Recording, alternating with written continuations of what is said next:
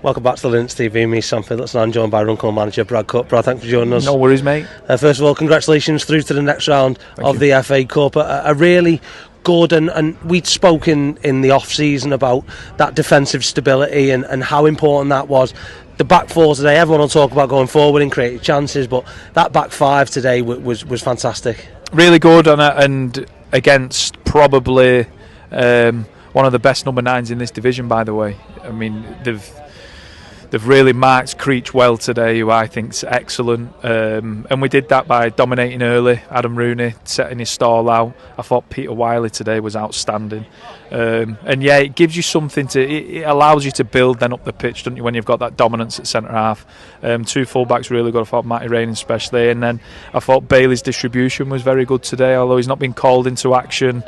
I don't think he's actually made a save. I think there were one that's gone straight at him, but other than that, his distribution was very, very good today. It allowed us to get up the pitch, and yeah, really pleasing start, mate. Clean sheets are something that we need to be better at this season, and to win a game 1-0 could have been a lot more, but pleasing for me that we've won the game 1-0 because you see that resilience that we've got.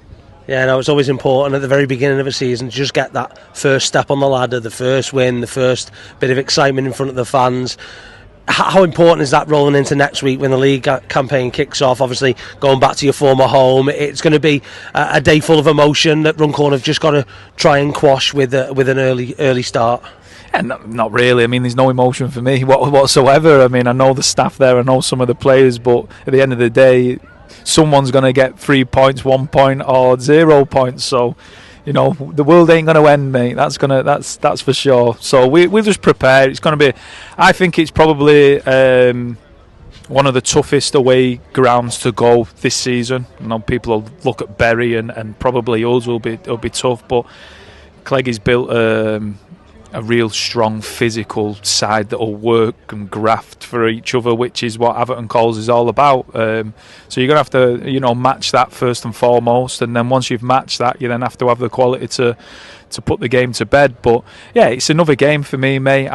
Like I said, there'll be absolutely no emotions. It's got absolutely nothing to do with me whatsoever, and it's not going to be about me. It's about getting 3 points on a Saturday afternoon for Runcorn Linnets. Yeah, no, we were mentioned on the radio broadcast. One thing that really stood out from Runcorn today was a sort of a side that we haven't seen from Runcorn team from a while. A sort of a gritty and a side that really frustrated the opposition into silly fouls or some bits of head loss in places. Is that something that is really important to you? You said at the very beginning of you coming in that every player will fight for a Runcorn shirt, and they showed it today. They've shown it today, and we did it early, which is like I said, that you've got to do it early against teams like Clitheroe who have got loads and loads of quality. The front three is very, very good. They've got strong midfield, and if you allow them to get a foothold into the game, then they'll punish you. There's no doubt about it. So you have to start, aggressive and on the front foot. And I thought we did that, and there was loads of niggly fouls. I thought the first 20 minutes weren't great, was it? I think about 48 balls went over. I think there was about 103 fouls or something like that. But yeah, and that was just, we were frustrating them, and that's what happens when the game settled down. Then I thought our quality really shone through, and like I said, probably from half an hour onwards, the amount of set pieces that we had, the amount of pressure that we built, I don't feel like I turned away from being in that half for the remainder of the first half. And then second half, I thought that started the same as well. To be critical, the game should be put to bed, and it should be game over and an easy afternoon, but we've not managed to do that. But there'll be times this year where that'll come back and that'll bite you. So we've got to be better in the final third. We've got to make sure that we put those opportunities away, which were very good opportunities, by the way.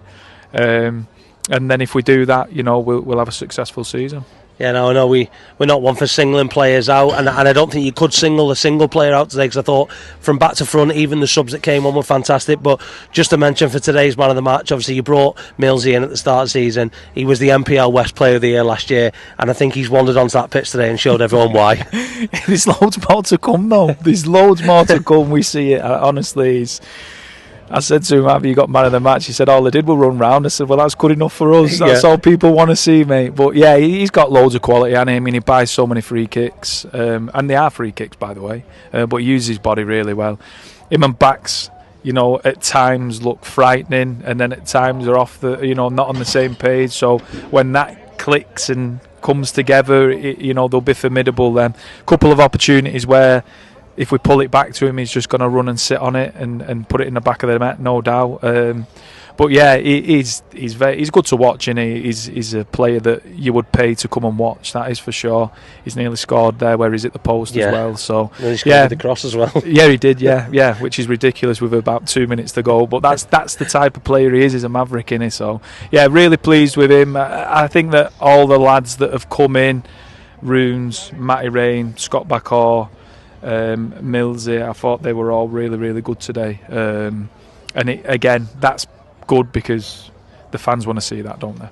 Well done, Brad, for getting through to the next round, and we'll speak to you again next week. Thank you, mate.